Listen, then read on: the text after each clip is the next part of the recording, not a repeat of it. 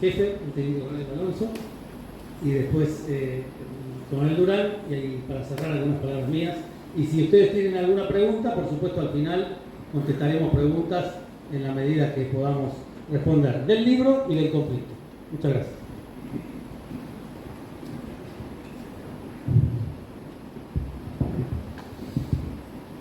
Buenas tardes, señores y señoras.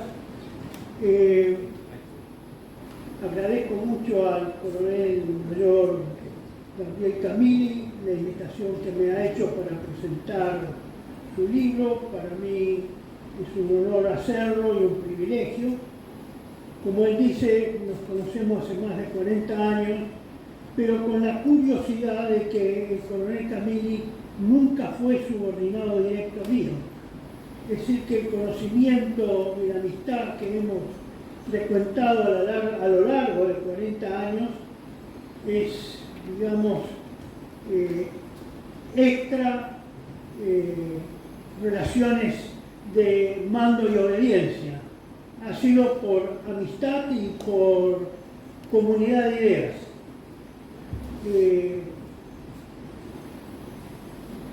Me voy a referir al libro no en los detalles del libro, sino al encuadramiento que tiene el libro de sus aspectos políticos estratégicos. Camilli lo ha desarrollado muy bien semana a semana o cada 15 días en sus escritos en el diario La Prensa. Ha ido transmitiendo al calor de lo que se informaba en el mundo, especialmente en Occidente, cuáles eran los avatares que estaban ocurriendo en Rusia. Sin embargo, eso tiene que ser puesto en un contexto político estratégico, porque lo contrario es, digamos, si no se parte de esa concepción, difícilmente se pueda comprender cuál va a ser el resultado de esta ya hoy guerra.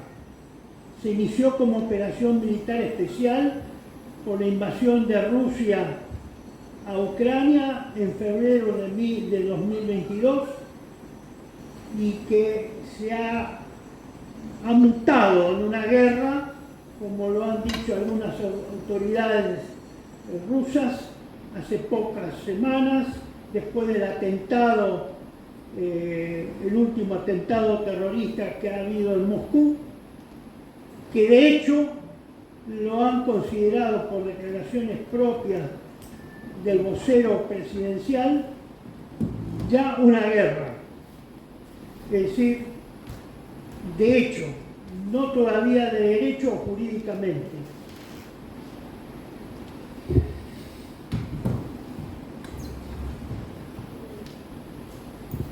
Llama la atención por qué se la llamó, los rusos llamaron operación especial militar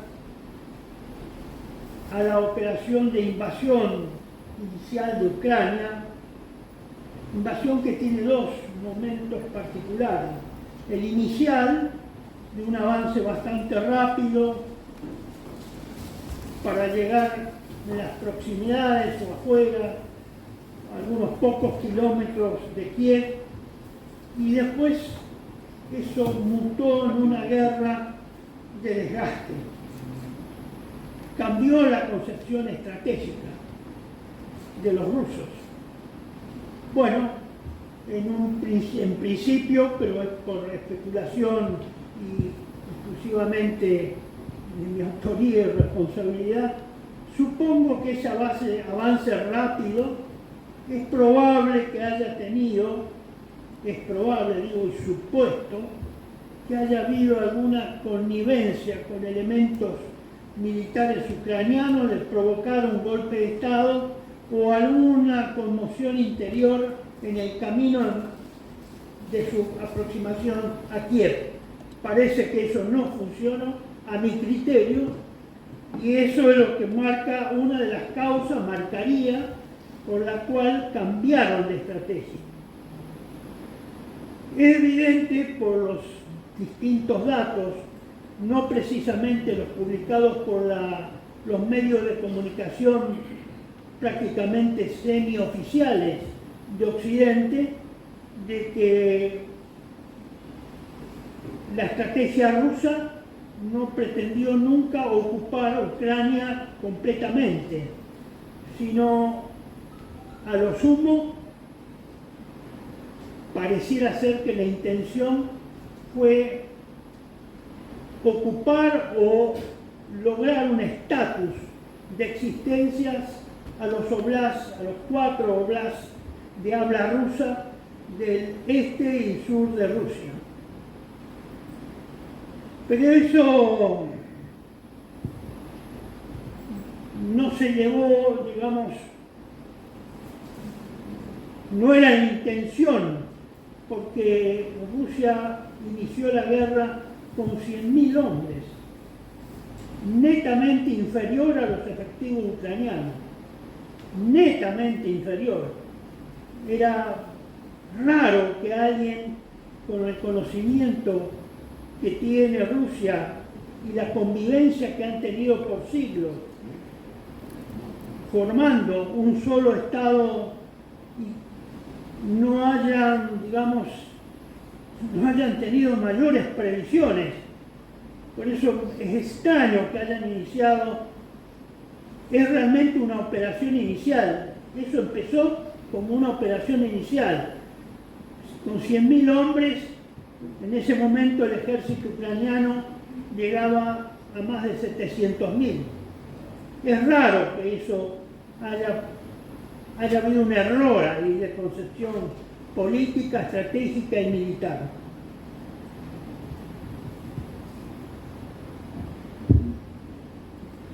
Se puede apreciar que Putin hizo una suposición falsa en su diseño de la operación militar, basado en la teoría de la elección racional. La teoría de la elección racional intenta predecir el comportamiento humano basándose en la suposición de que las personas habitualmente toman decisiones en todos los aspectos, economía, política y la vida diaria, que se alinean con su mejor interés personal. El problema con esta teoría es que los seres humanos no son totalmente racionales, no somos totalmente racionales, en la medida que no se toman las decisiones guiados exclusivamente por la razón. Hay otros factores que intervienen en las decisiones.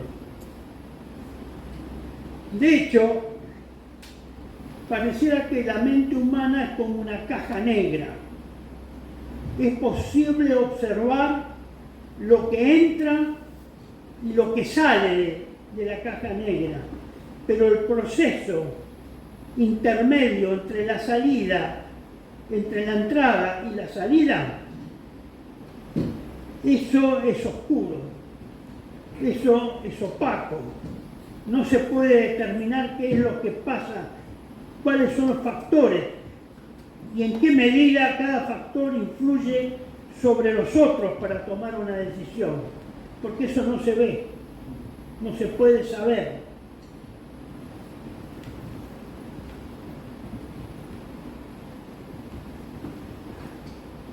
En las relaciones internacionales y la guerra, las características definitorias de la identidad humana, historia, geografía, cultura, especialmente religión, idioma, raza o etnia, también deben ocupar un lugar destacado en cualquier evaluación estratégica.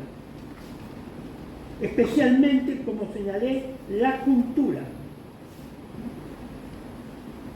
Un prolífero ensayista norteamericano, Peter Drucker, recuerda a sus lectores que la cultura es la base del capital humano.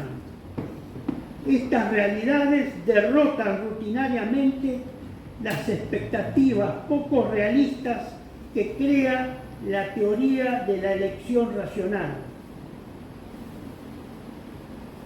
Es probable que la conducción rusa, diplomática y política, haya creído que Washington y el mundo occidental era proclive y cauteloso, como lo había sido hasta ese momento, hasta el año 2022, como lo demuestra todo el desarrollo de la Guerra Fría, cauteloso y respetuoso del poder nuclear ruso, como también lo era Rusia respecto al poder nuclear de Estados Unidos y de otras potencias occidentales.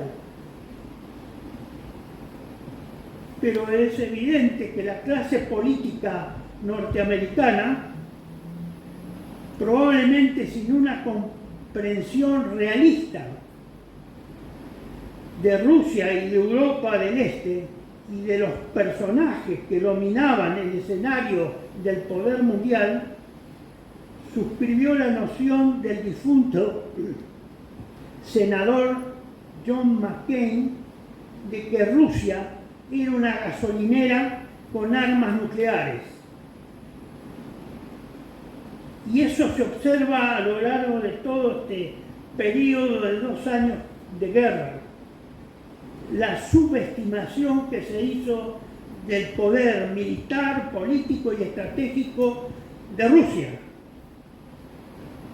Se lo subestimó. Y es probable que eso haya llevado a los que deciden la política mundial y a los personajes que gobiernan en Washington a también subestimar cuál era la profundidad de las decisiones de Rusia, olvidándose que desde 1991 Rusia y especialmente el señor Putin había tratado de convencer a Occidente de que había que poner ciertos límites al avance o al desarrollo o a la proyección de poder de la OTAN hacia el este, ya que eso, de confirmarse una proyección agresiva de Rusia, de la OTAN hacia el este, significaba para Rusia y para la concepción cultural, política y estratégica de los rusos una amenaza de existencia. El señor Putin no es un hombre, pareciera ser, que toma riesgos, es muy cauteloso, según todo lo indica, muy frío. Por eso pareciera ser que abandonó el incrementalismo o gradualismo como actitud política estratégica y rápidamente, a los pocos días de avanzar en el interior de Ucrania, reorientó las fuerzas rusas hacia una estrategia operacional defensiva y de desgaste, y en el terreno táctico a una defensa elástica o móvil, una medida de economía de fuerza diseñada para minimizar las pérdidas rusas y maximizar las pérdidas ucranianas, hasta que las fuerzas rusas pudieran regresar a las operaciones ofensivas. Ese cambio de estrategia rusa está funcionando y ha funcionado con bastante éxito para los rusos. A pesar de la cuantiosa provisión de materiales de guerra sin precedente en la historia universal, de todo tipo de armamento moderno, de efectivos, de combatientes, inclusive de combatientes que cambiaron su uniforme y se pusieron el uniforme ucraniano.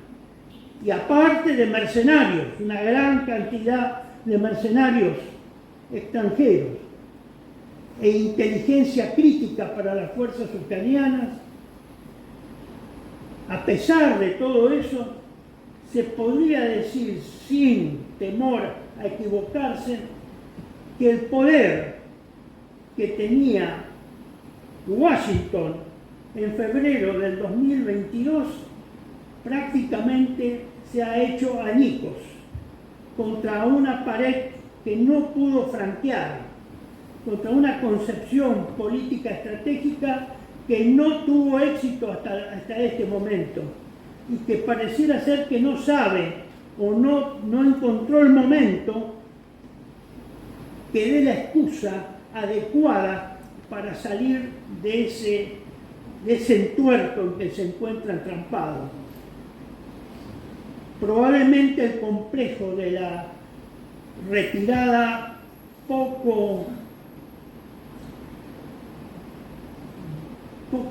digamos, poco habitual en la historia de Afganistán, parece que debe haber mellado un poco en las concepciones de los militares y de la élite política norteamericana.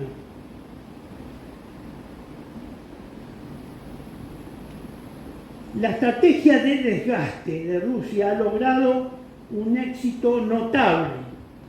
No es una idea mía esta, yo me baso especialmente en los trabajos constantes y en las conferencias y apariciones que hace el coronel Douglas MacGregor del ejército, coronel retirado del ejército norteamericano, habitualmente por distintos medios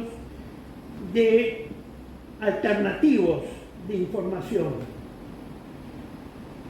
Y en esto aprovecho para señalar que el poder occidental o el poder norteamericano, que es el director de la guerra desde el punto de vista occidental, el que dirige la guerra en su conjunto, digamos, ha sido reforzado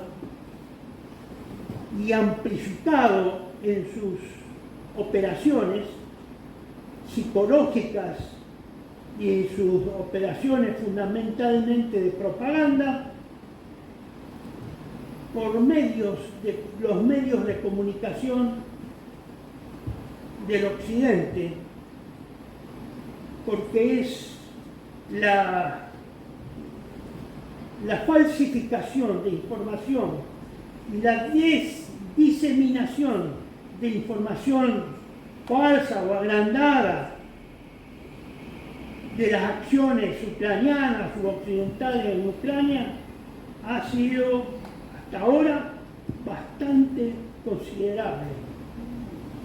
Llama la atención ese auxiliar oculto que tiene en la guerra, en esta confrontación, el llamado Occidente,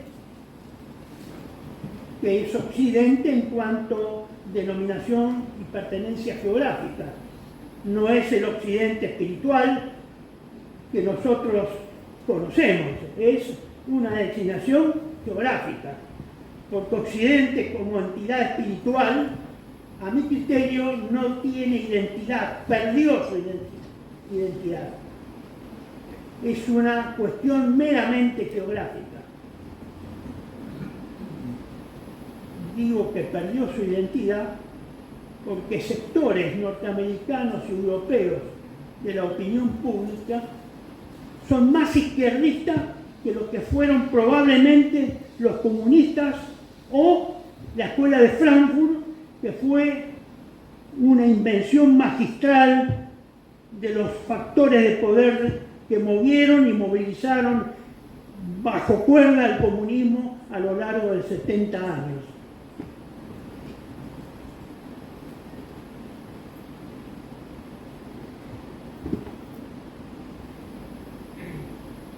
Se ha llegado a un punto en que la situación es más peligrosa hoy que en febrero del 2022. El problema es que las operaciones defensivas no ganan la guerra. Y Washington y sus subordinados y estados subordinados creen que se puede ganar la guerra con la propaganda. Sí, la propaganda ayuda a mantener la moral de la población y a influir en la población enemiga, pero no sirve para ganar la guerra.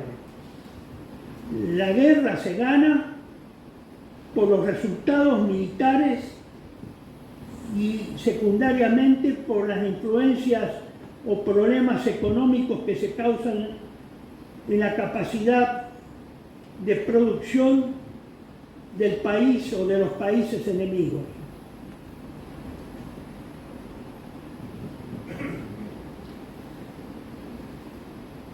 Pareciera ser, según opinión del coronel MacGregor, que los oficiales de Estado Mayor en el Pentágono,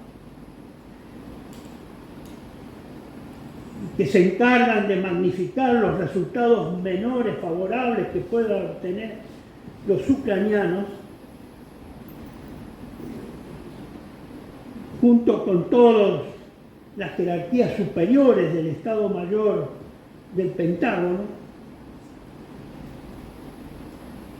son contrarios a reconocer los impactos favorables que la guerra ha tenido en favor de Rusia en ese balance que se hace normalmente día a día y que Camilli lo ha ido graficando a medida que pasaban las semanas. Vuelvo a repetir, extraordinariamente reforzadas por los medios de comunicación occidentales.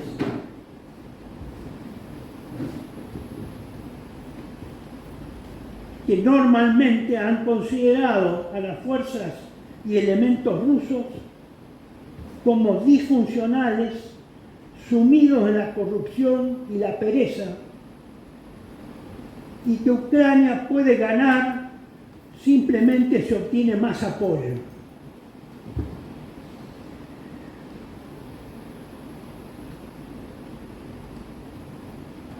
Hoy esa posibilidad de apoyo se ha visto menguada a partir del 7 de octubre con la guerra de Israel con Hamas, en la cual ha debido Occidente desviar sus recursos en parte a Ucrania, en menor medida, porque le han quitado recursos a Ucrania para dárselos a Israel. A pesar de que ambas guerras aparentemente no tienen relación o nadie le ha encontrado una relación todavía. Igual puede decirse a esta actitud a la que últimamente hemos estado escuchando del presidente de Francia, Emmanuel Macron.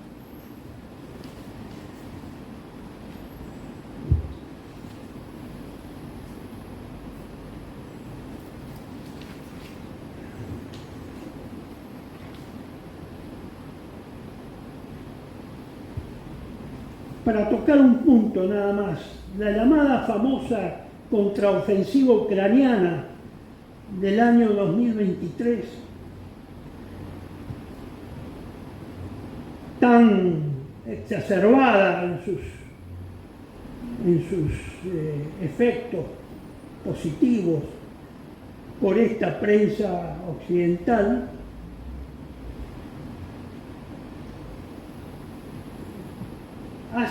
hizo creer que esa ofensiva era equivalente a la carga de la brigada ligera en la guerra de Crimea en 1800, creo que fue 54 o 59.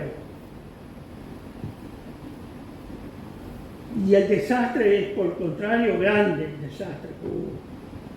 Grande fue el desastre de esa contraofensiva. Esa contraofensiva nunca pudo llegar a la primera línea de defensa, dentro del plan defensivo que habían preparado los rusos, y es probable que haya con significado para Ucrania más de 160.000 muertos y heridos. Heridos de la peor forma, que son los heridos por la artillería. Esa contraofensiva absurda, muy propagandizada, hizo que Ucrania perdiera su ejército y su moral de victoria. Por eso, hace unos minutos yo le dije, bueno, esto se vio modificado en la marcha de la guerra en relación a la propaganda occidental. Uno de los hechos que fueron decisivos fue la abrumadora ventaja de la artillería rusa, que ya es sabido en su historia militar la preponderancia que los rusos siempre han dado a la artillería.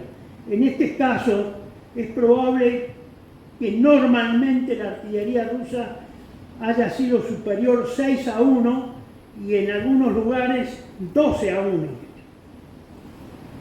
Anoche, sin más, anoche, el bombardeo aéreo sobre una de las localidades que está siendo atacada, tiraron 400 bombas FAF, supongo que deben ser de 500 kilos, no de 1500, sino de 500 kilos, lo que significa 20 toneladas en una sola noche, lo cual es un poder de fuego pocas veces visto desde la Segunda Guerra Mundial. Porque el fuego de la artillería rusa le sigue provocando a los ucranianos el 75 o más de las bajas al sector ucraniano. El número de bajas es inmenso.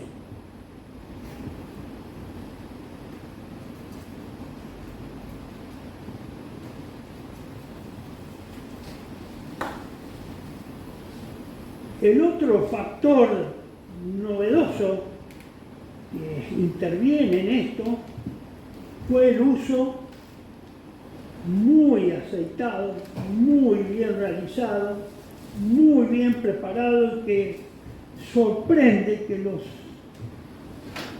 el Occidente no haya tenido noticias de esa capacidad rusa de organizar el sistema de inteligencia, vigilancia y reconocimiento relacionado estrecha y directamente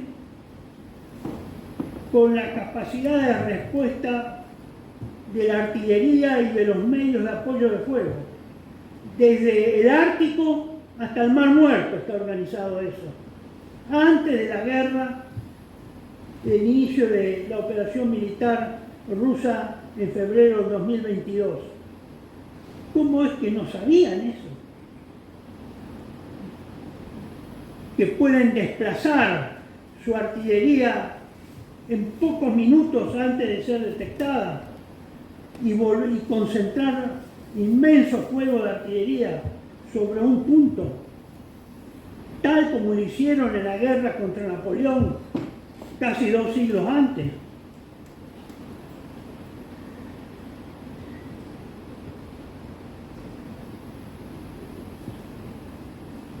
Otro elemento característico fue el incremento de la actividad aérea rusa con bombardeos de precisión,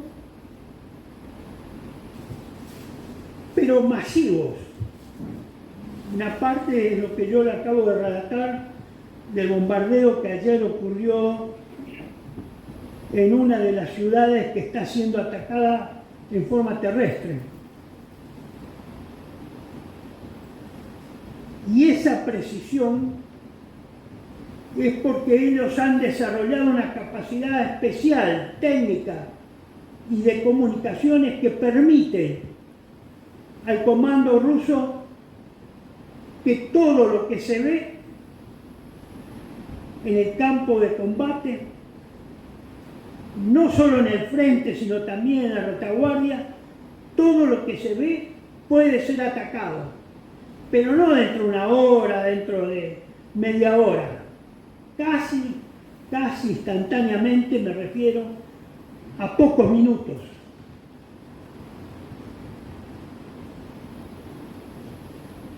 Estas bombas que fueron lanzadas o que son lanzadas continuamente y que son de 500, 1500 kilos y 3000 ahora que empezó la fabricación masiva en Rusia, tienen la particularidad de que son bombas de la Unión Soviética, no es que son bombas de reciente invención, son bombas antiguas, enormes, pero que le han encontrado una aplicación que modifica su empleo. Tienen un sistema de guía y de despliegue de unas alas que pueden ser lanzadas a gran altitud hasta 70 kilómetros antes de los blancos. Y por lo tanto, eso impide que el avión pueda ser detectado por la artillería antiaérea ucraniana, la poca que ha sobrevivido. Y esas son bombas planeadoras, con un alto sistema de precisión, y son muy precisas. Y eso es lo que causa estragos en las concentraciones o en los puntos de reunión de tropas y de vehículos, y en las concentraciones previos a la preparación de un ataque ucraniano.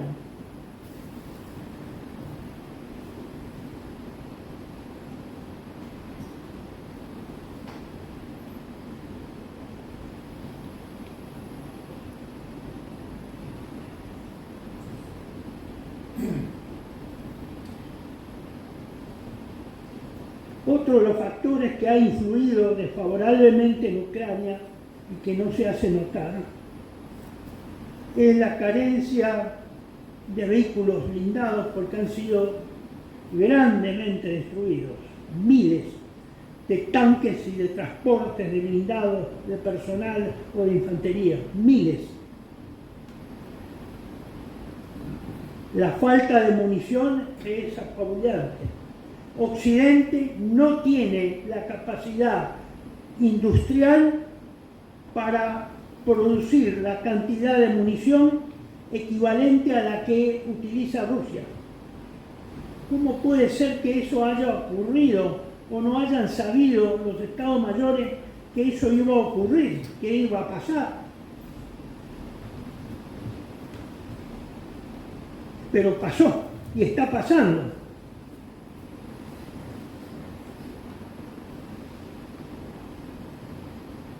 Creo que Occidente, según datos que han trascendido, no puede fabricar más de 1,5 millones de proyectiles de artillería de 155 milímetros por año. Rusia puede fabricar 4,5 millones de municiones por año en este momento, porque trabajan las 24 horas la fábrica, tiene capacidad industrial. Occidente la capacidad industrial no la tiene instalada en Europa. Además, pareciera ser que Rusia ha reforzado su artillería y su capacidad artillera de munición, de abastecimiento, con la provisión de Corea del Norte.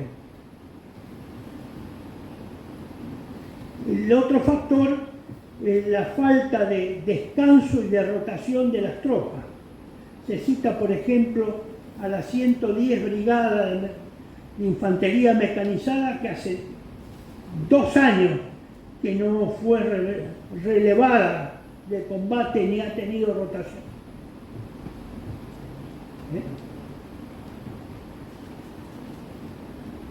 Y finalmente, nadie puede negar el heroísmo de las tropas de Ucrania. Nadie puede negar eso. probablemente hubiera merecido una mejor conducción militar, ¿no? Y de guerra.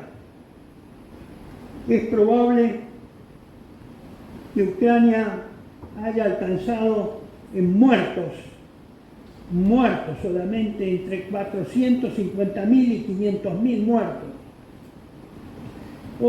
Eso está muy escondido por la propaganda mediática de los medios de comunicación que responden al unísono como si hubiera un solo propietario y un solo director de cómo se dirige la acción propagandística o la informativa hacia el mundo y especialmente hacia Occidente.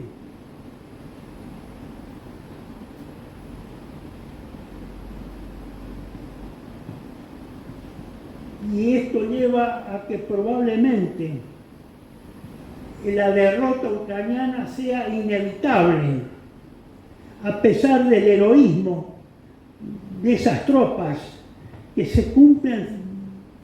Es probable que se cumpla hasta el último ucraniano, como fue dicho al principio de la guerra, y que personalmente yo nunca pude entender qué significa eso y cómo se puede convencer a alguien que sea hasta el último ucraniano. Eso es un contrasentido de la conducción de la guerra. Parece que eso se está cumpliendo.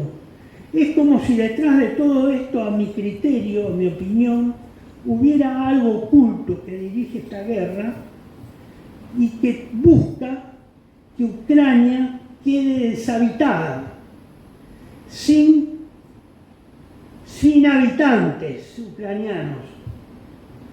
Pareciera que está por pasar eso.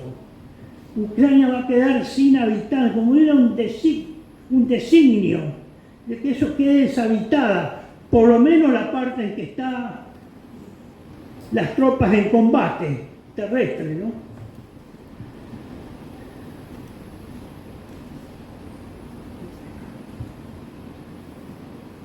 El problema es la irresponsabilidad, a mi criterio, de la conducción política militar ucraniana,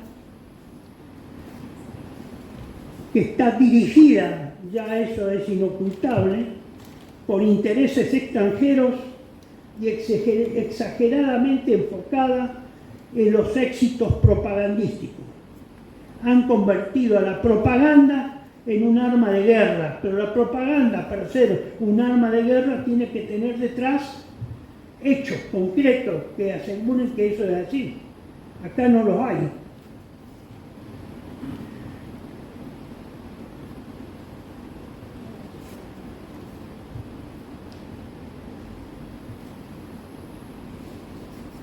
Según encuestas publicadas en Europa, menos del 10% de la población ucraniana cree que Ucrania puede ganar la guerra.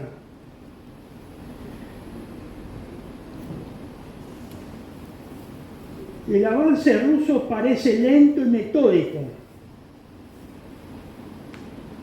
destinado a preservar y a conservar las vidas de sus propios efectivos y a destruir sistemáticamente la capacidad del ejército ucraniano.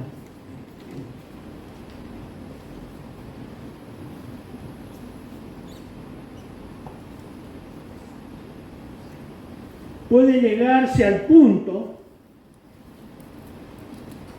de que la derrota de Ucrania signifique una derrota estratégica de Estados Unidos y de la OTAN. Posibilidad que convierte esta fase crepuscular del conflicto en la más peligrosa e imprevisible de la guerra, porque el actor ruso es un actor que posee armas nucleares y en este caso particular el número y la calidad, como está viéndose, de las armas y de los vectores que impulsan o que transportan esas armas nucleares es altamente superior del lado ruso por la innovación tecnológica de su aplicación en misiles hipersónicos, cosa que hasta que empezó la guerra, en Occidente esa palabra hipersónica prácticamente era desconocida en su existencia y uso militar.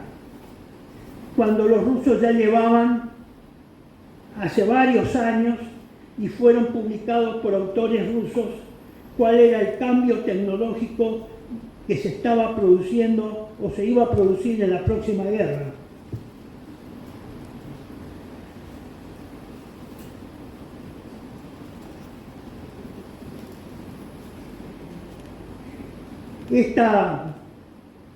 Esta idea de percibirse una derrota estratégica militar de Occidente es de imprevisible consecuencia, porque está latente la intención del uso del arma nuclear. Por eso yo no he tocado quiénes mueven esta guerra. Solamente Ucrania, solamente el señor Biden, el Partido Demócrata de Estados Unidos.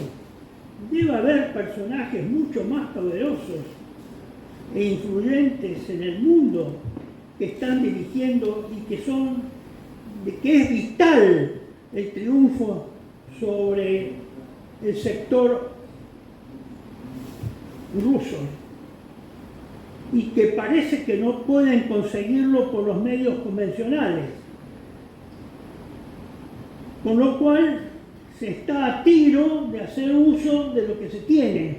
Cuando uno pierde y está perdiendo y puede perder escandalosamente, y que es el uso de las armas nucleares. Digo esto parte y me permito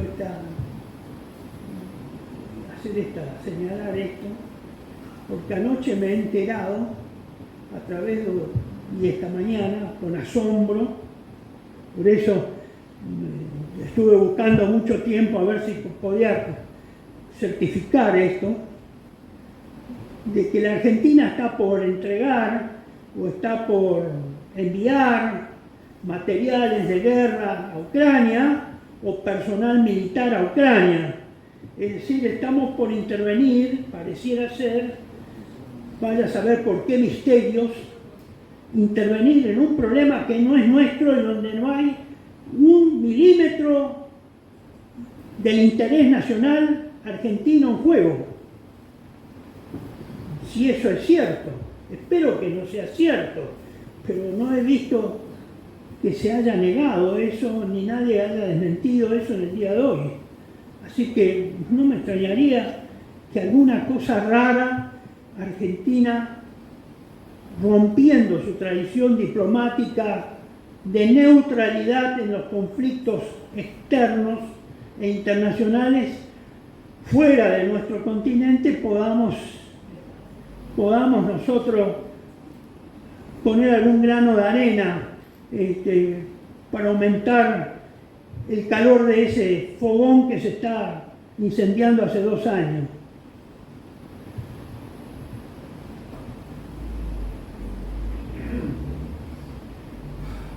Finalmente, otro de los elementos que contribuyeron a esta modificación, no de la naturaleza, sino del estilo de esta guerra, es el uso intensivo de drones, que es una particularidad que antes no se había observado.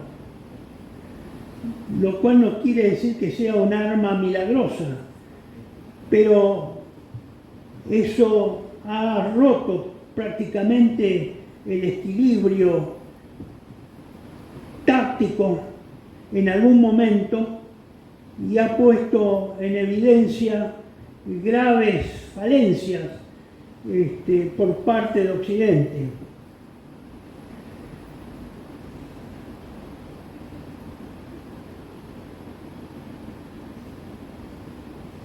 Por otro lado, hay que considerar que la guerra en Ucrania por ahora se va a decidir en la tierra y en el apoyo aeroterrestre. no se va a decidir en el mar. Es decir, es poca la intervención del factor naval o del elemento naval en el resultado de la guerra. Por lo tanto, es previsible que esta guerra, y en estos días o próximas semanas, pueda tener algún vuelco indeseado por la actitud que tome uno u otro de los factores o de los elementos que están interviniendo en ella.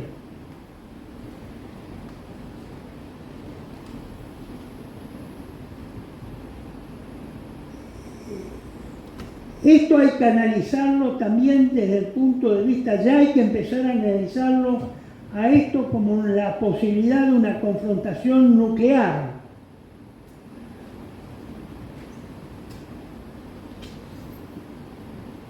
Porque los elementos están al alcance de ambos contendientes. No es una rareza, no es una osadía lo que yo le estoy expresando. Hasta ahora ha habido mucha contención y respeto mutuo, pero hay errores técnicos o errores humanos que hay que contabilizarlos dentro de los factores no racionales, como se ha dicho, no racionales.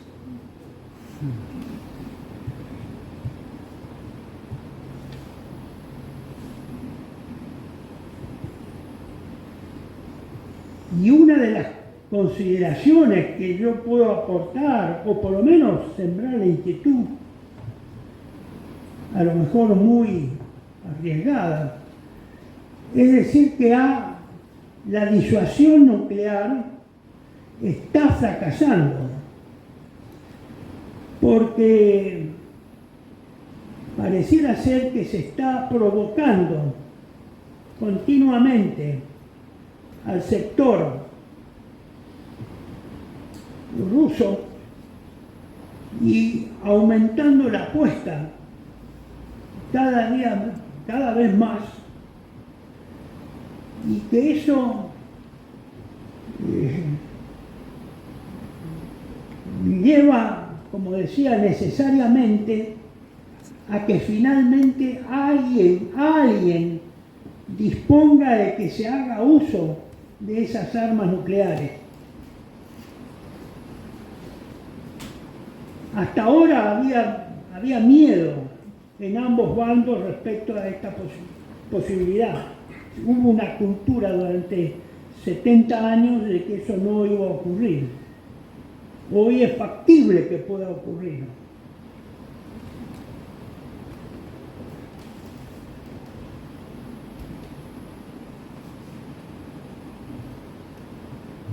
Y los objetivos que se impuso el sector occidental, el bando occidental, es la derrota estratégica de Rusia, que para Rusia y en la percepción rusa significa, como está demostrado por muchos autores, la desintegración de Rusia en 14 o más países.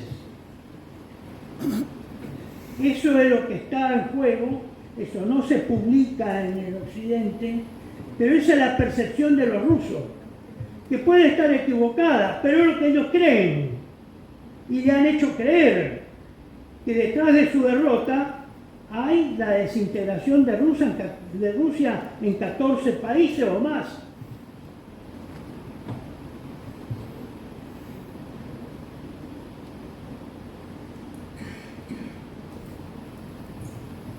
Y el hecho de que el objetivo occidental sea lograr la derrota estratégica de Rusia implica la amenaza cercana de hacer uso de la guerra nuclear, de las armas nucleares, cosa que se evitó por el respeto mutuo que hubo previamente a 2022 entre rusos y norteamericanos en sus respectivas áreas de influencia.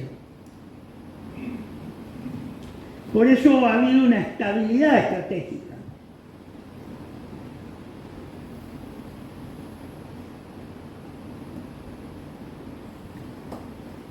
Por ahora nadie se anima a utilizar esas armas nucleares, por ahora. Pero vuelvo a repetir, hay errores y hay percepciones y hay fallas técnicas. Las máquinas no son perfectas y pueden ocasionar estos errores.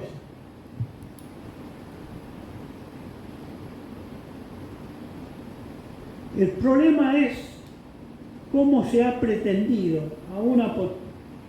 neutralizar o derrotar a una potencia nuclear a través de un intermediario que es Ucrania, con armas convencionales o armas clásicas. Qué error grave de apreciación que ha habido.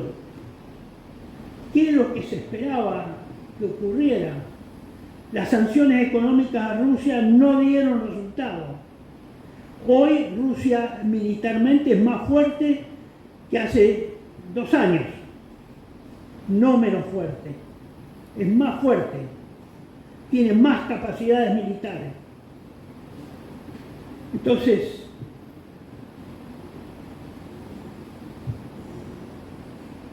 es difícil en este sistema de conducción estratégico-militar dejar en manos de un tercero, que es Ucrania, la decisión de derrotar a un enemigo superior sin todos los elementos disponibles para la guerra. Es difícil que puedan obtener una victoria, más cuando el poder de decisión no está en Kiev, está en Washington y en última instancia está en Londres. Por eso es altamente probable que si hay una guerra nuclear, el primer blanco no sea una nación de Europa continental, sino es altamente probable, según todas mis análisis y amenazas que he ido recolectando, que sea Inglaterra. Porque Inglaterra no pude descubrir por qué razones tiene una inquina especial contra Rusia y el pueblo ruso. No pude descubrir. Y eso que esto lo vengo investigando desde hace muchos años y me he remontado a la Revolución Rusa de 1917, donde Inglaterra tuvo un papel decisivo en que esa revolución se haga contra el imperio ruso y contra los zares. Ahora, no puedo encontrar la causa eficiente que ha movido ese espíritu de por qué quieren eliminar a los rusos, a Rusia y a los rusos de esa contradicción, habiendo sido inclusive familias reales emparentadas en algún momento histórico. No pude encontrar. Llama la atención porque la Revolución Rusa, casi toda la Revolución Rusa, se hizo sin que en Occidente se supiera quiénes eran los reales y verdaderos conductores y reales autores de la revolución. ¿Quién la financió? Bueno, no había periodistas ingleses en Moscú o en las ciudades principales de Rusia. Sí había, pero no se publicaban en Londres ni en el Occidente. Había una censura de la inteligencia británica muy eficiente que logró que eso no se dijera. Por eso es importante averiguar, para desentrañar esto, tratar de desentrañar quién fue el responsable, quién financió la Revolución Rusa porque en última instancia, señores, el señor Trotsky vivía en Nueva York. Era casado con la hija de Jacobo Schiff, uno de los banqueros más importantes de Estados Unidos, que fue uno de los principales financistas públicos de Rusia. Él salió del puerto de Nueva York con la banda que tenía alrededor, la banda de revolucionarios. No eran rusos, eran occidentales. Fueron a Canadá, tomaron un carguero. El presidente Wilson tuvo que llamar a Canadá a la autoridad correspondiente para que se impidiera que ese, todavía no había salido el buque, saliera de Canadá el buque salió igual y llegó a Rusia con esa carga, con Trotsky y todos sus amigos, el gang, que eran los verdaderos terroristas y dirigentes de la Revolución Rusa. Fueron Lenin, hubo un tren blindado financiado, dícese que por Alemania, pero en realidad fue el señor Warburg, uno de los hermanos de los banqueros Warburg, el que financió el tren blindado desde Suiza hasta la frontera con Finlandia para que Lenin llegara a Petrogrado. Es decir, que acá hay cosas misteriosas que no se han podido desentrañar, se saben, pero no hay prensa para difundir eso, porque la prensa está controlada y la ficción democrática supera, en la realidad es superada por esa ficción, digamos, por esa realidad. Le digo una nota del color, nada más, que tiene relación con nosotros. Uno de los agentes de inteligencia en su momento durante la Revolución Rusa, que fue desplazado a Moscú por el MI6, fue un espía inglés que operó eficazmente para neutralizar a los periodistas ingleses de Moscú. Eso yo lo he publicado varias veces en partes en Patria Argentina. Bueno, ese señor agente fue el que después, varios años, 2 décadas después, dirigió la operación que condujo al lugarteniente de Hitler a lanzarse en paracaídas sobre Inglaterra. Debe haber hecho una buena carrera en su profesión de agente de inteligencia para eso.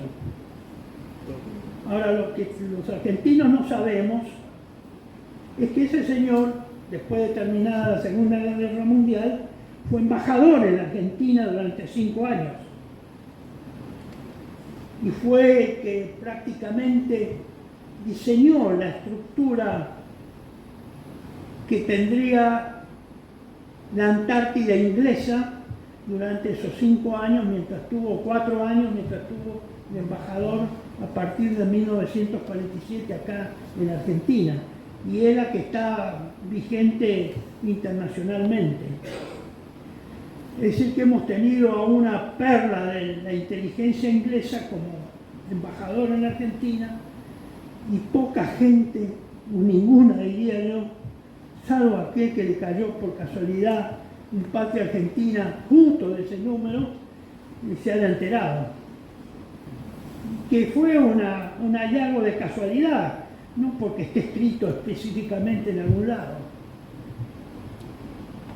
Estimados amigos,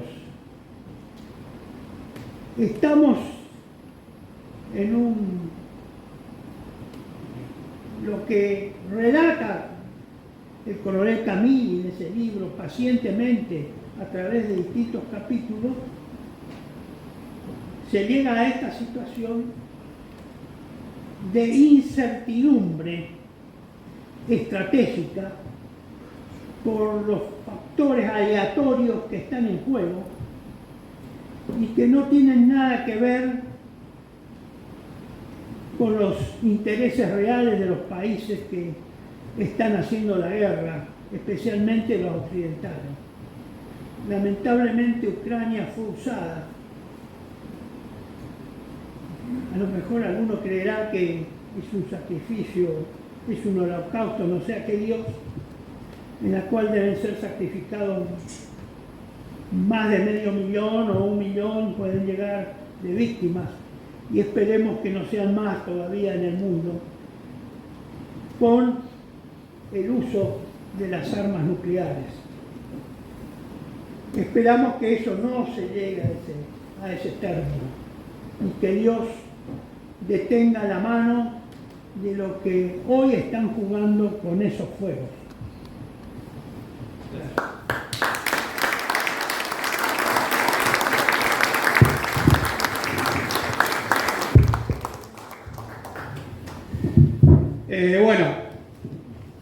Así como el teniente coronel Alonso les dio el contexto a nivel estratégico de esta guerra, estratégico nacional, estratégico militar, yo voy a darles el contexto operacional, ¿no? El nivel operacional. Para hablar de esto primero voy a hablar un poco de la introducción, donde voy a ver qué es lo que yo vi en el libro del señor coronel mayor Cameli, qué es lo que más me llamó la atención, qué es lo que más me pareció más importante. Después vamos a ver un poco de lo que es ese nivel operacional y después vamos a hablar directamente de los dominios. Dominio terrestre, dominio naval, dominio aéreo, dominio de la información, y como mi corazón de operaciones especiales me impulsa, vamos a ver un minuto de lo que son las operaciones especiales en Ucrania. Bien, lo primero que uno ve del libro del coronel Cameli es la presencia de Clausewitz. Lo cual es muy importante, porque si no uno termina, ¿sí?, en las modas militares, ¿sí?, en las guerras, en la híbrida, en la cuarta generación, en la guerra simétrica, que no dejan de ser guerras, pero que han nacido de las modas que nos vienen impuestas en otros países donde decían, no, ahora lo más importante es la guerra contra el terrorismo. Entonces venimos de 20 años de la guerra contra el terrorismo, en lo cual nuestra propia doctrina se vio afectada, ¿sí?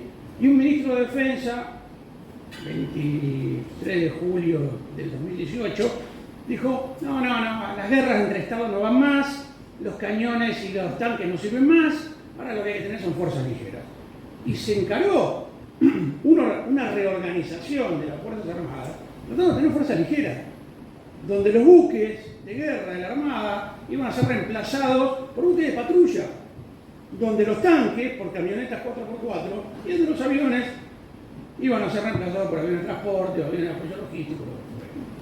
Entonces, lo que pone el coronel mayor Cameli acá, lo primero es volver a las fuentes, volver a los clásicos del pensamiento militar, porque si no nos perdemos.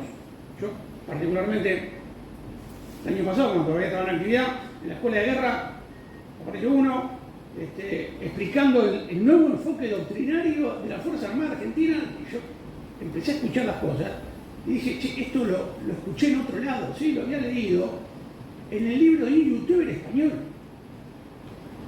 Ya, empezamos a generar doctrina militar en base al libro de un youtuber español. Un youtuber español en su vida se puso un par de seguidas. ¿Sí? Entonces, uno dice, no, volvamos a la fuente. ¿Y por qué hay que volver a la fuente? Para evitar el amateurismo, ¿sí? El amateurismo arrogante que uno ve muchas veces cuando lee las redes sociales, cuando lee los diarios, Infobae, ¿sí? Cuando uno lee el Instituto de Estudio de la Guerra norteamericano. ¿Qué es lo que ve? No, destruyeron 5 tanques y los ucranianos y los rusos destruyeron 3. ¿Qué pasa con este amateurismo cuando no se tiene los fundamentos teóricos de las operaciones? Pasa que se queda en el fenómeno, en lo que se ve, en lo que se toca. Y la guerra no es 2 más 2 es 4. La guerra, lo dijo Clausewitz, sí, tiene un montón de cuestiones morales y cuestiones intangibles que hay que evaluar. ¿Sí? Entonces, si yo lo veo sin haber leído, sin tener la formación militar, que es una de las cosas que pone el coronel Camilo en el libro, si yo me quedo en el hecho concreto, en lo tangible, ¿sí? Y no puedo hacer una apreciación sobre las causas de eso y sobre las consecuencias de eso y cómo se va a desempeñar. Esta es la traducción. Entonces, lo que más rescato de coronel Camilo es volver a la fuente, volver a los clásicos, ¿sí? De esa forma evitar el amateurismo, ¿sí? Al analizar la guerra. Después, el segundo aspecto que a mí me interesa ver es la cuestión operacional. Y para ver la cuestión operacional, lo primero que hay que plantearse es cuáles son los objetivos, ¿sí? De Rusia, de Ucrania y de la OTAN. Los de Rusia son clarísimos. Es desmilitarizar, desnazificar, proteger Crimea y recuperar el Donbass. Esos son los objetivos. Lo dijo Putin en su exposición el día 24 de febrero del 2021. ¿Cuáles son los objetivos de Ucrania? Ucrania no los dijo oficialmente. Uno tenía un comentario en Twitter de Podolyak, que es el asesor de defensa de Zelensky, que dijo: no, los objetivos de Ucrania son generar un cambio de régimen de Rusia, o sea, derrocarlo a Putin, ¿sí? Recuperar los territorios perdidos a partir del 2014, ¿sí? Y el último objetivo es desmilitarizar a Rusia. ¿Sí? Esos son los objetivos de Ucrania. ¿Cuáles son los objetivos de la OTAN? Los objetivos de la OTAN son degradar y balcanizar a Rusia. ¿Cuál es el problema acá? Que los objetivos de Ucrania y los objetivos de la OTAN no son compatibles, porque yo para degradar necesito tiempo. Y Ucrania lo que no tiene para recuperar su territorio es tiempo. No tiene ni tiempo ni tiene recursos humanos. Pues se están acabando. Ucrania es un país que tiene 44 millones de habitantes, que no todos viven en Ucrania. ¿Sí? Primer aspecto de la parte de la cuestión operacional. Segundo aspecto de la cuestión operacional es ¿cuáles son las fases de la guerra? Porque si no, yo no estoy hablando de las fases de la campaña. Las fases de la campaña las tendrá Gerasimov, ¿sí? Por un lado, y las tendrá Sirski por el otro.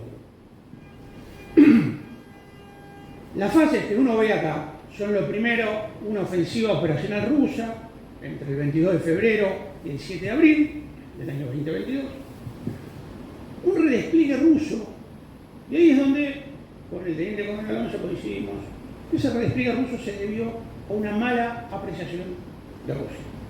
Rusia nunca pensó que la OTAN iba a apoyar de la manera que apoyó a Ucrania.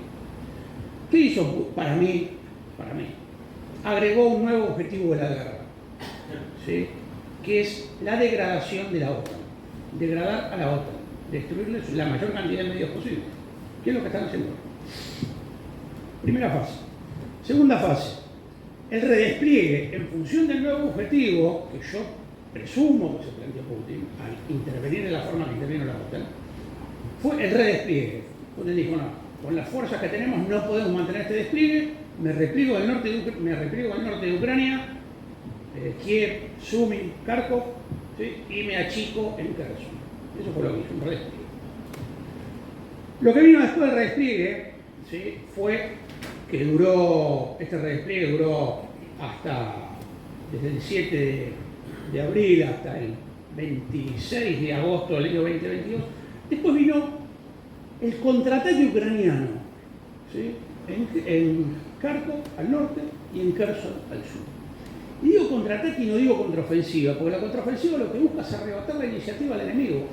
Y acá los dos contraataques en ningún momento arrebataron la iniciativa de los rusos, porque los rusos siguieron haciendo lo que ellos tenían pensado hacer, ¿sí? Que era concentrarse en Donbass. Lo único que lograron los ucranianos fue ocupar terreno. A partir de ahí, a partir de esta ofensiva, este contraataque ucraniano termina el 11 de noviembre del 2022, empieza una fase de defensa activa rusa, ¿sí? Y acá hay un concepto, y le pido al adjunto al agregado militar, porque es muy difícil para mí occidental entender la doctrina rusa. Empieza una cuestión de una fase que se llama defensa activa rusa. La defensa activa es, el concepto sería lograr los propósitos que tiene una defensa de mantener un terreno y destruir una fuerza enemiga, ¿sí?, pero a través de acciones ofensivas. Es por eso que nosotros vemos ahora que Rusia está atacando, que en realidad el propósito de defender es mantener un terreno, pero a través de medios ofensivos. Construcción de la línea Surovikin, etcétera, etcétera. Y todo eso fue hasta el día 4 de junio del 2023, donde se lanza la contraofensiva ucraniana, la famosa contraofensiva de verano, esa que decían que iban a terminar tomando Sol y Simferopol. Vamos a hablar del tema de eso. Terminó la contraofensiva el 4 de diciembre y empezó una nueva etapa de defensa activa rusa, que es lo que estamos viendo ahora. Y en algún momento va a tener que haber, como decía el teniente coronel, para decidir esta guerra, la guerra no se decide a través de la defensa, se define a través de las operaciones ofensivas. Y yo no sé cuándo va a ser la contraofensiva rusa, no tengo la menor idea, pero sí sé lo que tiene que ocurrir para que exista una contraofensiva rusa. Para que exista una contraofensiva rusa hay que degradar a las reservas que le quedan a Ucrania, las reservas compuestas por los Leopard, por los Abrams, por los Challenger, por los Bradley, por los Marder y los F-16. ¿Sí? Una vez que Rusia, y además consolidar defensivamente los flancos de la contraofensiva rusa. Pero esas son las condiciones que tienen que darse para que Rusia pueda lanzar una contraofensiva. Vamos a ir ahora al dominio, disculpen si voy rápido, pero no quiero aburrirlo. Vamos al dominio terrestre. El dominio terrestre hay dos batallas hay muchas batallas, ¿sí?, pero dos que son básicamente decisivas, que son Mariupol, ¿sí?, y que son la contraofensiva ucraniana. ¿Por qué Mariupol? Y acá viene el conflicto con la narrativa occidental que decía que los rusos iban a tomar Kiev en 3 días. Bueno, eso no es mentira, era imposible por el propio despliegue. Lo que hizo Rusia, ¿sí?, fue amenazar Kiev y amenazar Odessa para aferrar fuerzas que, si no hubieran sido aferradas en Kiev y Odessa, hubieran ido a defender el puente terrestre en Mariupol y hubiera impedido que Rusia se comunicara por vía terrestre, ¿sí?, entre Rostov del Don y la península de Crimea. Ese es el principal efecto estratégico de la primera fase de la campaña rusa: conquistar el puente terrestre. No era conquistar Kiev, no era conquistar Odessa. Los ataques contra Odessa y Kiev eran exclusivamente para aferrar fuerzas, y de otra forma, esas 12 brigadas que estaban dando vueltas por ahí hubieran ido a defender Mariupol y Rusia no hubiera podido conquistar el puente terrestre. Y la segunda fase, la segunda batalla decisiva, es, mi modo de ver, la contraofensiva ucraniana.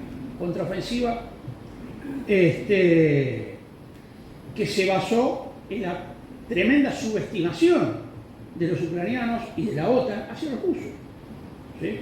Subestimación basada también en una muy mala lectura de los contraataques del año 2022 en Kherson y en Kharkov. ¿Sí? Ellos se pensaron que le ganaron a los rusos, y los rusos no les ganaron, los rusos se retiraron.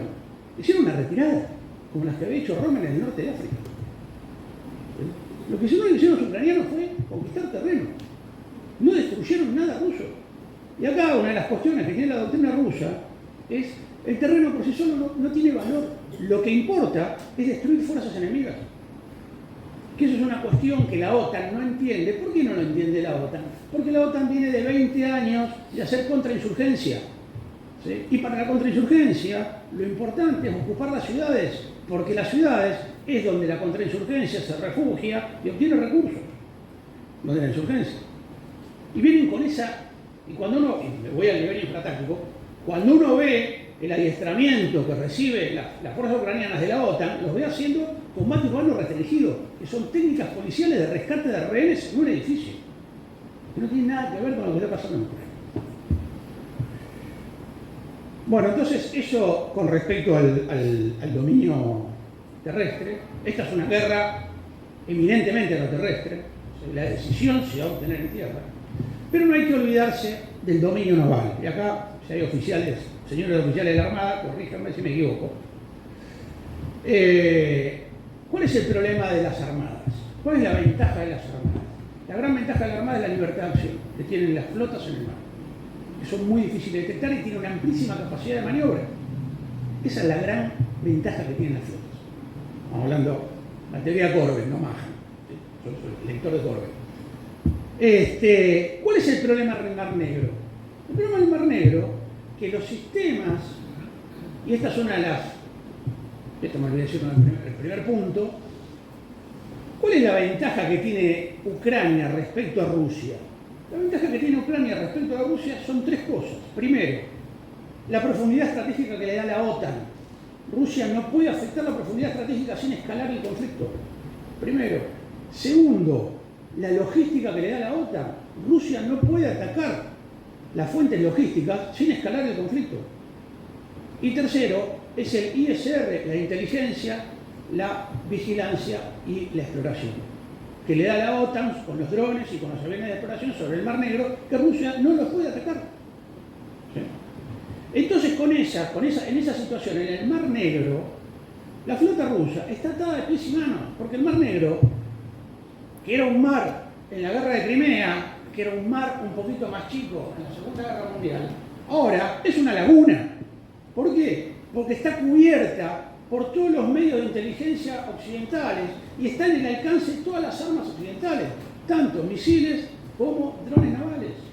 Entonces no es un problema de la flota rusa, ¿sí?, que le hundieron X cantidad de barcos, sino que eso es un problema que tendría cualquier flota del mundo operando en aguas restrictivas, como la tienen los norteamericanos y las flotas de la OTAN operando en el Mar Rojo, ¿sí?, que son aguas restrictivas, ¿sí?, que están bajo el alcance de los drones y los misiles de los Houthis, que son unos guerrilleros que andan en mojotas. ¿Sí? ¿Y cuál es el problema del Mar Negro? El Mar Negro tiene dos objetivos fundamentales, que son Odessa, por donde sale el 60% del comercio exterior ucraniano. ¿Sí? Odessa, en los primeros días de la guerra, podía ser objetivo de un asalto anfibio, imposible, ¿sí?, para Rusia. Sí, es probable que Rusia utilice operación de asalto anfibio en un probable ataque hacia Kherson en la desembocadura del Dnieper, que son 7 kilómetros de ancho, pero no en Odessa. Y a pesar de eso, con el asesoramiento británico, porque lo dijo el comandante en jefe, el jefe de Estado Mayor británico, que están asesorando, los que asesoran en la estrategia, en las operaciones navales en el Mar Negro son los británicos. Rusia, Ucrania le ha hundido, creo que 4 barcos, le ha dañado otros 6 más, le ha dañado seriamente, que ha puesto fuera de combate, ¿sí?, a Rusia. Dentro de ellos le ha hundido un buque de desembarco y le ha puesto fuera de servicio otros 2 buques de desembarco. Pero Rusia tiene 13 buques de desembarco en la flota del Mar Negro. No tiene 3, no tiene 13 buques de desembarco. Y además hay otra cosa más que por ahí no se conoce, ¿no? Bueno, dice no, hundimos todos los buques del Mar Negro, la flota del Mar Negro, Rusia se queda sin buques. No, mentira. Rusia tiene un sistema creado en los años 50 que se llama el Sistema de Aguas Interiores Profundas, con lo cual le permite desplegar buques del Mar Blanco, del Mar Báltico o del Mar de Azov, el Mar Negro. Buques con una eslora de 150 metros y con un calado de 3,5 metros. Sí, o sea que esos son los parámetros de un buque de desembarco, son los parámetros de una fragata con misiles Kalibr, o sea que Rusia puede meter en el Mar Negro todos los buques que quiera. Por más que los ucranianos le hundan los buques, Rusia puede meter más buques todavía. De hecho, incorporaron 3 fragatas lanzamisiles Kalibr la semana pasada. Pero ese no es todo el problema de por qué Rusia debe mantener el Mar Negro. Por el Mar Negro cruzan 2 gasoductos, que son el Blue Stream y el Turk Stream. Esos 2 gasoductos que corren desde el Mar de Azov hacia Turquía, ¿sí?, son objetivos estratégicos, porque lo que quiere hacer Ucrania es destruir esos gasoductos para afectar económicamente a Rusia, de la misma forma que destruyeron el Nord Stream en el Mar Báltico. Es por eso que la flota rusa sigue manteniéndose en el Mar Negro y no se queda en el puerto. La flota rusa sigue patrullando las áreas por donde están el Nord Stream y el Turk Stream. Porque el Turk Stream, le da gas a Hungría y a Serbia. Y el Blue Stream le da gas a Turquía. Y acá nace una cuestión más, que dice, ¿y por qué la OTAN no refuerza con buques, ¿sí?, de guerra a Ucrania? Si los puede traer desde el mar Báltico, por el Rin, ¿sí?, por el Danubio, ¿sí?, hay un canal, así. Y eso es porque, para que pasen buques de guerra por ese Rin y el Danubio, por esos canales, tienen que tener la autorización de todos los estados ribereños. Y uno de los estados ribereños es Serbia, que salió de Rusia. Y si nosotros nos ponemos a pensar, ¿qué fue lo que pasó con Serbia en noviembre y diciembre del año pasado? Hubo intento de una revolución de colores para derrocar al gobierno serbio y poner un gobierno prooccidental.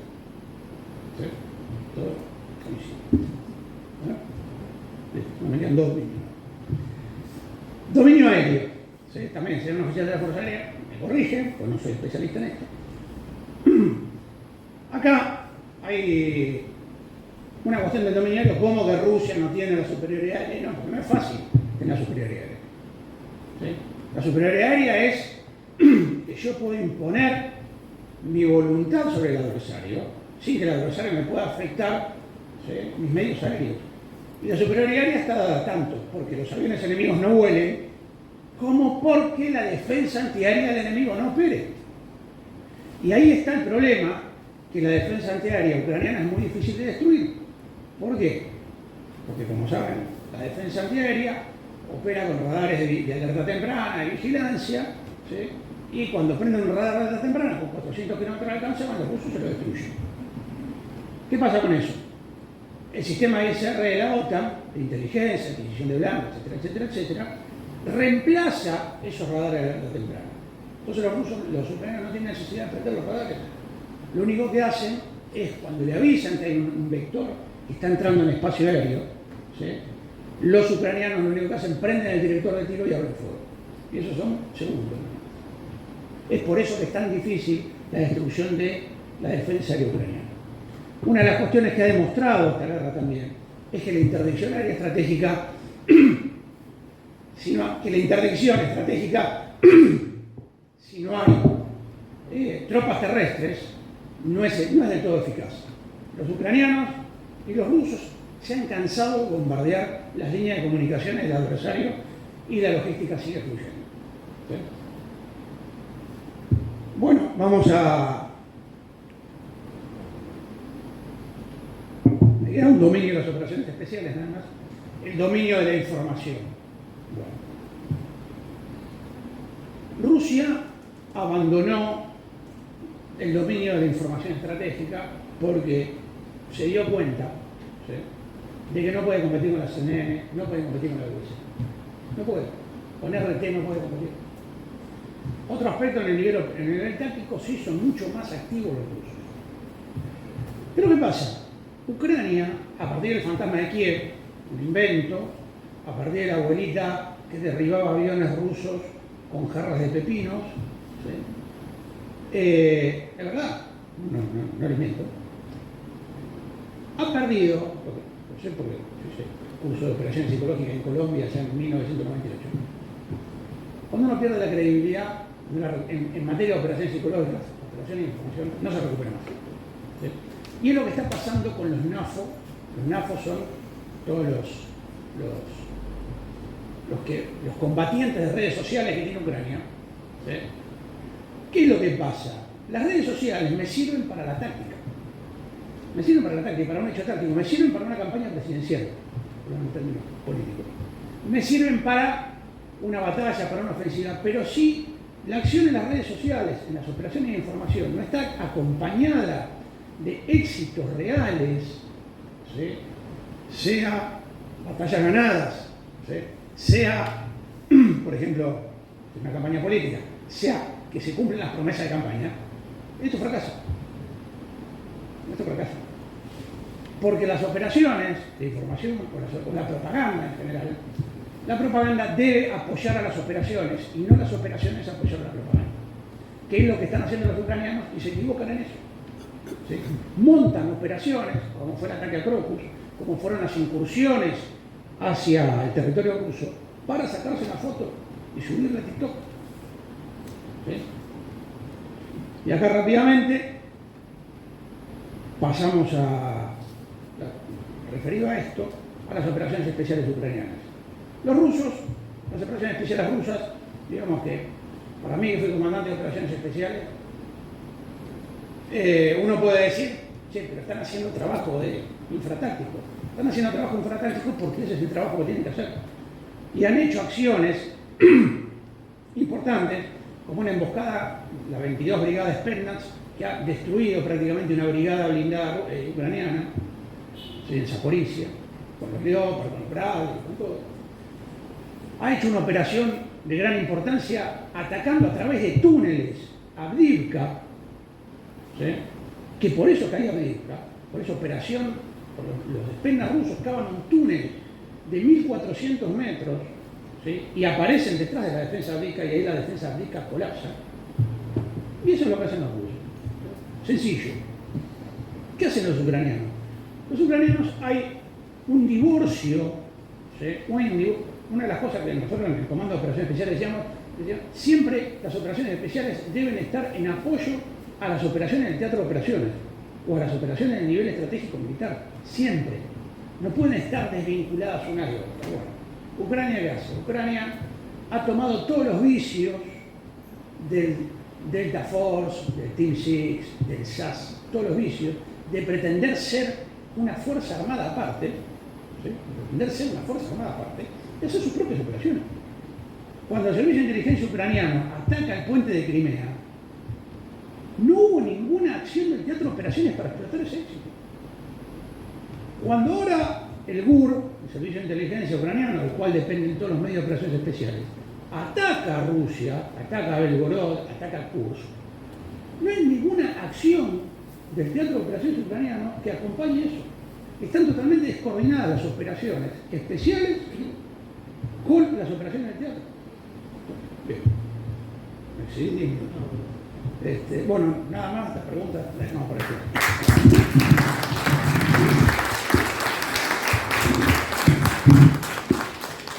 Bueno, ya dijeron todo lo que está escrito en el libro. Muchas gracias por haber venido. Hasta acá llegamos. Bueno, brevemente, los conceptos esgrimidos por el teniente coronel Alonso y el coronel Durán están reflejados en el libro. Realmente, semana a semana, esto ha sido un desafío. Yo pedí mi retiro como director de la Escuela de Guerra Conjunta el 1 de febrero del 2022 y pensé que me iba a dedicar a estudiar alemán de vuelta, a dedicarme a otras cosas, y el 22 de febrero, o el 24, perdón, de febrero, en la playa con arenita en los pies y el mar, me desayuno con la noticia de la operación militar especial. Lo llamé ahí a un compinche que tengo que es un politólogo y entendido de la geopolítica que se llama Pablo Ansaldi, con el cual hablamos mucho de este tema y escribimos un primer artículo que se publicó en la prensa el 26 de febrero del 2022, que lo llamamos La fortaleza y la fuerza. La fortaleza y la fuerza porque veíamos que había, de un lado, ya el 26 de febrero del 2022, por eso se llaman crónicas anticipatorias, nosotros veíamos que era la OTAN contra Rusia. Y yo había vivido en la OTAN porque era agregado de defensa en Alemania, Austria y Suecia durante 2 años y había visto la Europa opulenta, decadente, sin valores, con fuerzas armadas ricas, poderosas en medios, pero con valores morales y espirituales que dejaban mucho que desear. La ilusión que tenía cuando fui destinado a Alemania en ver a la Wehrmacht o ver los valores, no por los valores nazis, sino porque los militares nos gusta Guderian, von Manstein, Rommel, eso es lo que esperaba encontrar. Bueno, no encontré nada de eso. Nada. En 2 años nada. con ningún oficial alemán pude intercambiar un parecer sobre las Ardenas o sobre África, nada, no sabían nada. Y entonces fui descubriendo esa realidad. No se olviden que entre 2016 y 2015 está el 2014, entre 2013 y 2016 está el 2014, el 2014 fue la operación de Crimea. Entonces ya empecé a palpar, estando in situ en Europa, cómo venía la mano con esa operación. Entonces me empecé a interesar.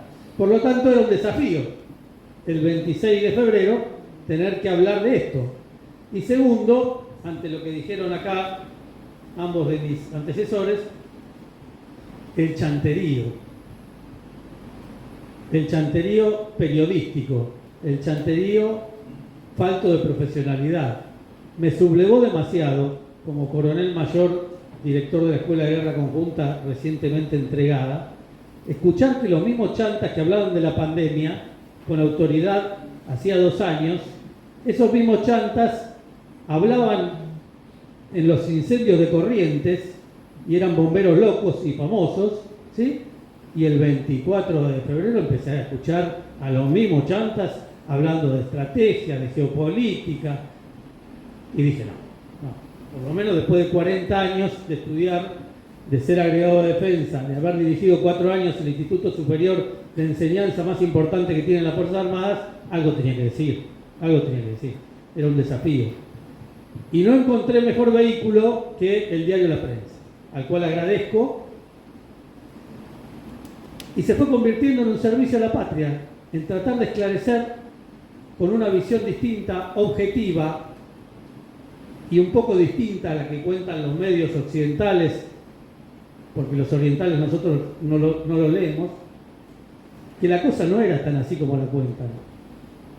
No tengo la camiseta puesta ni por Rusia ni por Ucrania. Tengo la camiseta puesta por la Argentina. Y algo que sí me dio mucho olor feo y atufo fue cuando vi a Boris Johnson, a la ministra Tass y a la angloesfera metida detrás de Zelensky. Eso, un buen entendedor necesita pocas palabras. Eso me dio mal olor. Después de 40 años de formación, nuestros enemigos, estimados amigos, es la angloesfera. Nuestros enemigos mantienen una provincia ocupada de la República Argentina. Yo no me puedo olvidar de eso. Entonces, donde está mi enemigo, a mí me da mal olor. Entonces, gracias. Esto fue lo que me inspiró a seguir adelante semana a semana, tratando de desenmascarar esto, que siguiendo a Clausewitz, traté de ser profesionalmente objetivo, como lo fueron los 2 oficiales superiores que me acompañan. Absolutamente objetivos. Ninguno de los 3 recibimos un bonus track ni de Ucrania, ni de la OTAN, ni de Rusia. Nosotros lo hacemos con un sentido profesional. Y segunda cuestión, no había pensadores militares argentinos escribiendo en los medios. No puede ser. Hace 40 años que no hay una opinión profesional autorizada. Hace 40 años que las Fuerzas Armadas están canceladas para hablar. Yo no hablo de partidocracia, hablo de la política, hablo de la gran política, que es la política de las relaciones internacionales y la geopolítica. Nosotros tenemos que ver dónde nos insertamos. Y estamos jugando con fuego, como dijo bien mi jefe y maestro, el teniente coronel Santiago Roque Alonso. Estamos jugando con fuego, ya nos hemos metido en conflictos que no debíamos. Estamos indefensos. ¿Qué tenemos que hacer en ese lugar del mundo, metiendo la nariz, con unas Fuerzas Armadas casi paralizadas y destruidas después de 40 años de prédica disolvente y anti-argentina? Yo tuve una conversación con el agregado de defensa británico en Berlín en el año 2015, mi par británico, con el cual teníamos una tensa amistad, respeto a los británicos, Respecto a los británicos, teníamos una tensa amistad por distintas circunstancias, hacía chanzas, nos cargábamos mutuamente, y en una conversación con un par de whiskies encima, como es habitual en los agregados militares, dice que el agregado militar tiene el mal del codo, porque anda siempre con el tema del vaso en la mano. Bueno, un par de whiskies en la mano, el británico, que era brigadier, equivalente a lo que soy hoy coronel mayor, me dijo: mirá, Gabriel, siempre hablando de Malvinas, ustedes en el 82 tuvieron la capacidad y la voluntad para ir a las Islas Malvinas. Yo dije, sí, es así, tuvimos la capacidad, teníamos los medios, unas Fuerzas Armadas prestigiosas, serias, que hicieron lo que hicieron, con valor, con honor, y la voluntad, porque hubo la voluntad política de todo un pueblo y de alguien que lo decidió. Bueno, bien, mal, podemos discutirlo, pero lo que me estaba diciendo el inglés tenía razón. Me dice, y me miró fijo a los ojos, obviamente lo miré yo a él, y me dijo: la voluntad nosotros no la manejamos, pero la capacidad sí. Y nosotros nos vamos a asegurar que ustedes no tengan nunca más la capacidad para volver a Malvinas. Con lo cual me corrió un hilo de frío desde la nuca hasta ¿saben dónde? No podía poner cara de nada, puse la mejor cara, la tanada igualmente me sale y no la pude ocultar. Mis ojos encendidamente enojado. Le dije, bueno, veremos, Dios dirá cómo se termina esta partida. Pero el inglés me lo dijo en el año 2015 mirándome a la cara. Y desde esa época, hace 40 años, que nosotros no podemos remontar los medios militares. Segunda anécdota y última, siendo agregado de defensa también en Suecia, tuve el alto honor de negociar la compra de los aviones Gripen, la posibilidad de compra de los aviones Gripen, año 2015, que son los aviones que produce la Saab de Suecia, que ha comprado Brasil. En mi primera visita oficial a Estocolmo, el Ministerio de Defensa de Suecia es muy chiquito, son 150 personas. El viceministro de Defensa me dijo, mira, ¿por qué no hacen ustedes, 2014 cuando me presento, cartas credenciales, digamos? El viceministro me dice, mira, ¿por qué no hacen como hacen los brasileños? Que van a comprar 36 Gripen. Ya estaban los brasileños embarcados en la compra. Ustedes compren 24, son 60, si no me falla la infantería y la matemática, bajamos los precios y todos nos beneficiamos. Muy bien. Bien, oficialmente viceministro de Defensa, llego a mi oficina, me siento en la computadora, escribo el informe correspondiente, informo al Ministerio de Defensa, el Ministerio de Defensa toma la idea, ¿sí? Pueden buscar en el Google cualquiera, Gripen 2015, compra de Argentina. A las 2 semanas o 3 leo en el diario La Nación de la Argentina intentará comprar 24 aviones Gripen. Dije, la pegué. Digo, voy a intervenir en una cosa importante con el amor que tengo hacia la Fuerza Aérea y ver a nuestra Fuerza Aérea sin avión de casa. Digo, qué bueno, siendo agregado aeronáutico y no siendo de la Fuerza Aérea, me sentía contento como argentino. Que íbamos a tener de vuelta 24 aviones caza de primera generación. Fenómeno, salió en los diarios, búsquenlo en Google para ver en qué no le miento. No va a decir Camili porque no sale el nombre mío, pero me sentía orgulloso. Pasaron 2 meses, me llaman a Berlín desde Estocolmo, me dice, la primera vez que venga de vuelta a Estocolmo, por favor, pase por el Ministerio de Defensa para charlar algunos temas. Bueno, fenómeno. Volví a Estocolmo 2 o 3 meses después, me agarraron 2 oficiales de la Fuerza Aérea Sueca, los cuales conocía, y me dijeron, Gabriel, lo tuyo... Así. Yo dije, ¿qué significa lo tuyo? Y me dice, los ingleses vetaron que nosotros le vendamos a ustedes los aviones Gripen. No se lo contaron a otro, se lo contaron a este personaje que está acá hablando. Entonces, me volvió a la mente lo del inglés, la capacidad y la voluntad. Entonces, esto también fue motivo para obligarme a seguir este conflicto, a seguir esto con una visión de enseñanza y tratar de tirar todas las semanas un centro para que alguien agarre para la defensa nacional.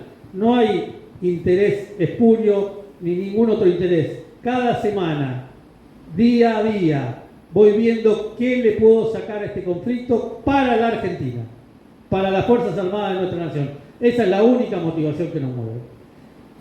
Y además, para cerrar y terminar y agradecerles a ustedes esta paciencia, les quiero anunciar que hoy vamos a manifestar que desde hoy y con este acto, bajo el liderazgo del teniente coronel Santiago Alonso y junto al coronel Durán, vamos a dar lanzamiento a algo que se va a llamar Núcleo Argentino del Pensamiento Militar. E invitamos a todos los pensadores militares que quieran sumarse a esta patriada a formar parte del Núcleo Argentino del Pensamiento Militar que acabo de fundar en este mismo momento.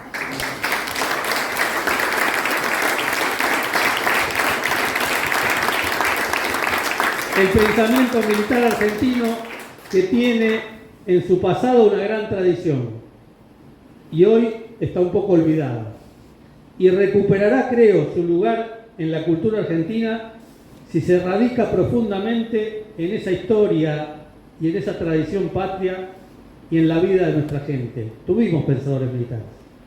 Debemos volver a rescatar esta fuente.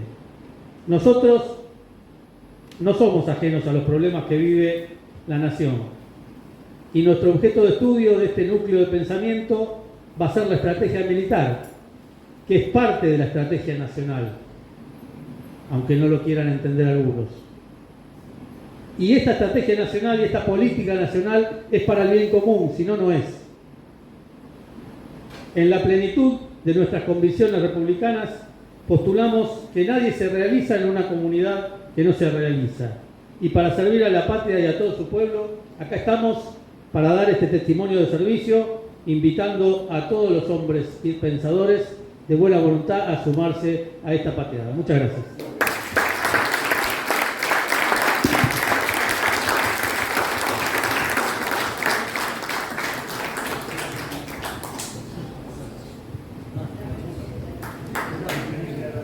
Bueno, agradezco la presencia de todos ustedes, espero que lo hayan pasado bien y será hasta la próxima. Muy amable, gracias.